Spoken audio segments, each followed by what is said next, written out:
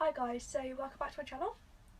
Today I'm going to be talking about my English Lit mock and how I'm revising for English Lit in general.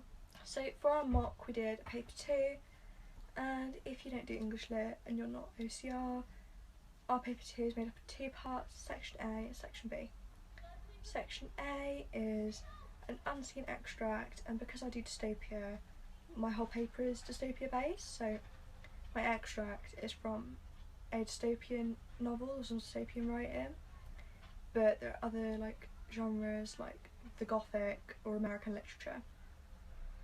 And in our mock, the unseen extract was from The Children of Men, which I've read, so that was familiar. So for paper 2 section B, there is a comparison essay, and you can compare at least 2 novels, but we studied 2 in lessons.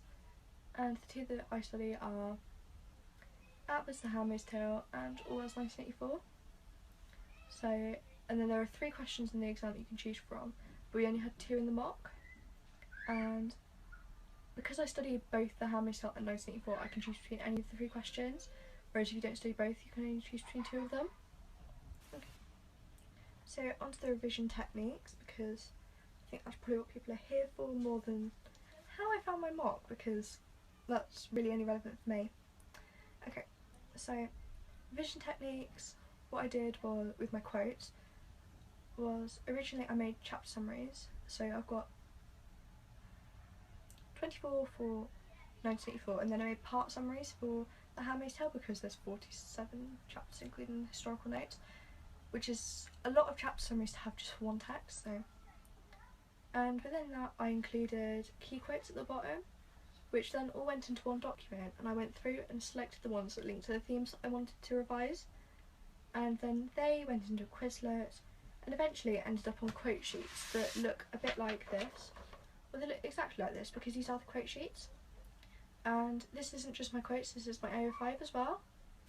The stuff in red is quotes from The Handmaid's Tale, blue is quotes from 1984, and black is AO5, which, if you don't know what AO5 is, it's critical responses to literature. So some of them for me are reviews or articles that are about the books or what the author said, so like essays by the authors, so like Why I Write, George Orwell.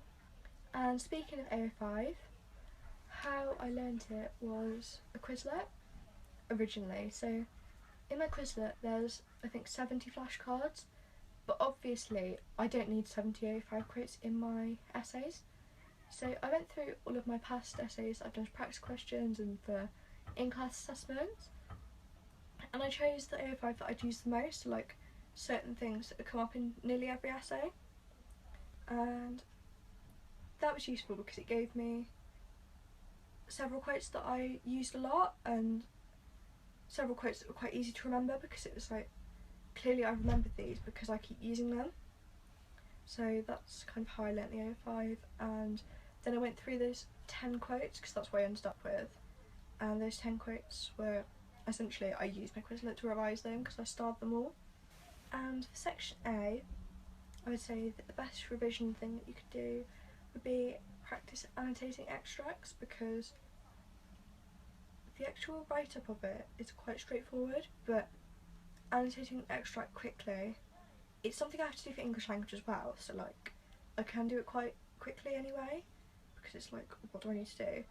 But if I've got to do something quickly, I do tend to switch into language mode, which is good because I do need to use like language terms and stuff, so like grammar. But when I'm trying to like get a dystopian text, it doesn't work because it's like, what's the genre? Dystopian writing, funnily enough. So yeah, I would say with annotating an extract, one of the important things is to know what's going on, because that's something that, to start with, I just wasn't included in my essays, and to be fair, I'm still a bit iffy with that, as like around the quotes. Like I can do it like in the introduction and stuff now, but when I'm talking about the quotes, one of the ways that I was told I can improve the essays, because like my paper 2 section A was weaker, but it was still stronger than what I knew at the start of the year, so I was quite pleased with that. And one of the ways that my teacher said I could make it better was by contextualising my quotes, because like I would use like one word of like this adverb of manner quickly, but not include where it was from, like obviously it's from the extract. So probably the most important thing though that I would say for both English, like but specifically for literature, is practice questions and rereading the books. So I'll start with practice questions because that's what I said first. And in the lead up to my mock, I handed in a practice question for section A and a practice question for section B to my teacher. I got those marked. And I did some other ones where I did like paragraphs from practice papers by myself. I went and found the past questions online so that I can do them through like the summer and into next year, so I'm keeping up with paper 2 because next year we're doing paper 1. And then for my section A practice question that I handed in, I did an extract from Brave New World.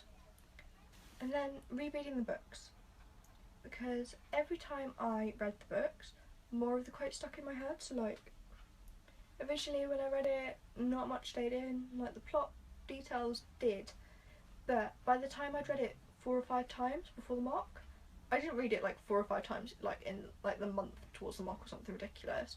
I kept rereading it over the year.